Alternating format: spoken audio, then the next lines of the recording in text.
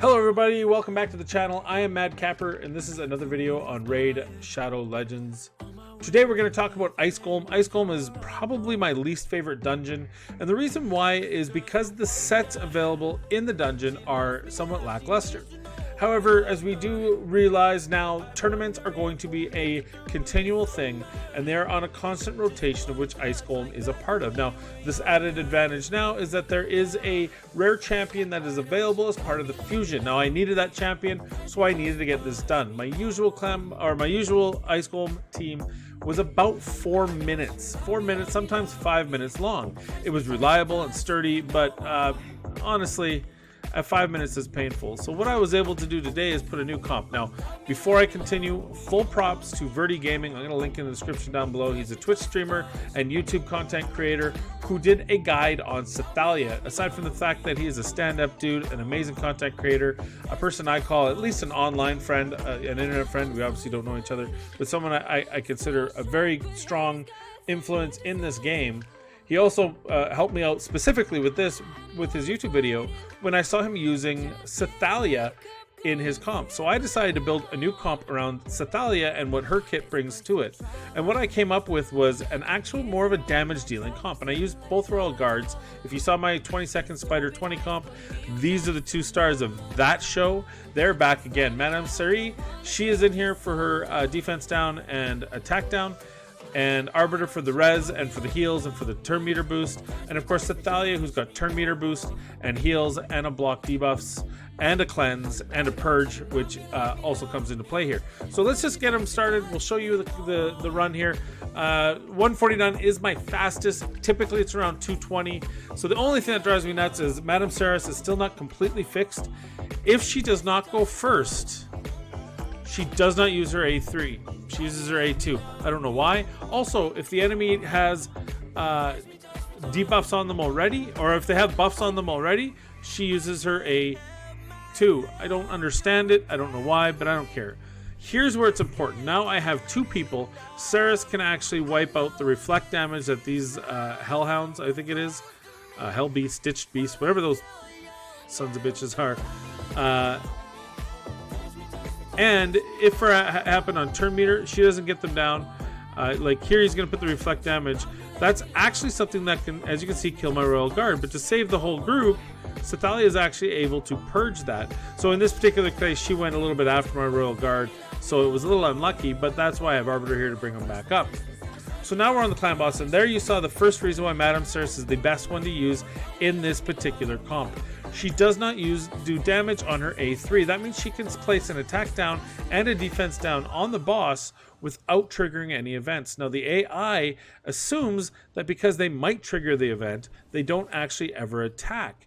And the problem with that is if you're using a Tyrell for his AoE defense down, or even just hoping he might attack him to get the attack down, it will not happen until both ads are down. Even though it's an AoE, it can hit them all. They will not do it. Ghostborn has the same problem. I haven't tested Ghostborn recently on this, but I assume the same issue is abound, and that is the fact that they will not use it, whereas she does not do damage. So her AI goes, I'm in, I'm doing it. So all of them get the attack down and defense down, which is integral to keeping a attack team alive, because if those hits were coming in at full damage, I would probably team wipe.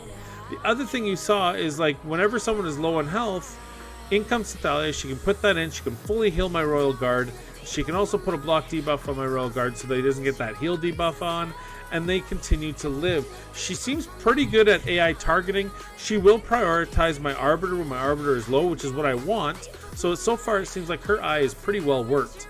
Now the other thing you can see here is that, yeah, we're taking some damage, it's fine, but between Arbiter's heals, and there you go again, there's those heals. That heal is absolutely amazing.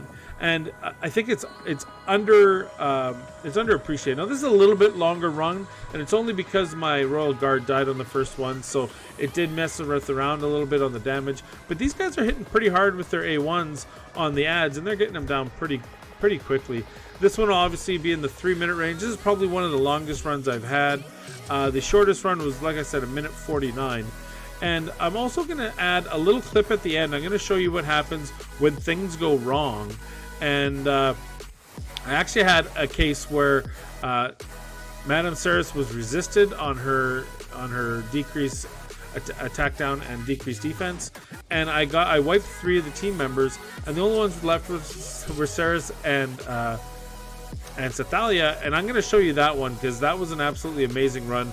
I'll clip it. I'll put it in fast speed for you. I just clipped the end part after they had died to show you what happens. But 316 is one of the longest times I've had so far. I'm pretty excited and pretty happy about that. Let's go into the champions. I'll show you what they look like, and maybe this is something you can build. I know a lot of you, Sethallia seemed to be the soup du jour for a little while. She was being pulled left, right, and center. Everyone seemed to be getting her as the legendary when one of the 2 times events. So a lot of you probably have her. You probably haven't built her since the buff. So now is the time to dust her off and get her out there, because she is absolutely an absolute champ. An absolute champ in this. Now, my Arbiter, not really much to show in the Arbiter. The Arbiter isn't a big deal here other than she's getting up there. Her speed's a little low. I had to steal some of her gear for my Unkillable 2.0. That video was just posted, well, by the time you see this video, yesterday. So take a look at that if you want to see an Unkillable comp post nerf. That will be 2 key, and it's a 3 key right now. I'll post an update when it's 2 keys, so stay tuned for that. But she is a little bit lower than normal. Her numbers are significantly, actually. Her HP is about 10k lower. Her defense is about 500 lower than it was, and her speed's about 15 lower than it was. And I was trying to push her up about 300. So that is a sacrifice I needed to make. But she's absolutely fine for this. She's there for the reses and the heals. Sethallia, who is the champ of the comp now.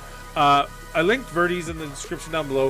Follow his if you want to follow one. I'm not going to make a guide on her. I did this before I saw his guide, and based on his guide, I'll probably make some changes just because I think I can probably better tune it. But I had built her just to be survivable and just to get through. I didn't build her for a lot of attack, and I wanted her to have lots of speed because I'm using her in the arena. So the more speed, the better. I'm looking to push her at about 260 to 280 speed is where I want her to be. That's where I kind of want all these second tier speed champs behind my Arbiter. There's a couple like this banner. I'm sitting at 15 because there's an artifact enhancement event coming up. Her masteries, I went with the heals and defense. I think if I were to do it again, I'd probably go down offense, and I'd probably build her for some offense hitting as well. I built this thinking maybe I'll use her in the clan boss, try her out there and see what goes on a speed 2 nightmare team. I do a series on nightmare clan boss and different combinations for starting. But the main thing is just to improve her heals. Obviously, I like Cycle of Magic. I think it's very useful. The amount of healing and the value of shield buffs, she places both, so this is absolutely awesome. And also I thought, geez, maybe that'll work in the clan boss as well. The extend the duration of any buff cast by this champion. That'll be her block debuffs and those sort of things. And increases this champion's turn meter by 20% whenever an ally hero drops below 25%. This was just a test. I thought, gosh, where would she be very useful? In any type of sustained battle, if you can get her turn meter just boosting, anytime an ally and you're in the arena and someone's near dead and she gets that boost so that she can go and heal to 100% plus put a block debuff plus heal the rest of your team, I thought, geez, that might do really well. I don't know if it has. I'm not 100% sure if it has. I think it's really good for Torment comps because that is a non-freezable ability. So that's an area for her. But I'm going to continue to test it before I decide to go elsewhere. Maybe take her down the offense tree and put her in War Master, perhaps. You could take her down this route here, too, if you wanted to prioritize her HP burn. Her HP burn is really fun when combined with Torment. But for me, her heals are where it's at, especially for dungeons. Madame Serris, again, for me, it's just a typical build for her. I have her in Flawless Execution. I was, again, trying different things out. I'd probably put her down the defense tree. But man, oh man, when it comes down to it in battles in the arena, I do like the fact that she can hit a little bit. She's not a strong attacker, but it is nice to get those occasional crits.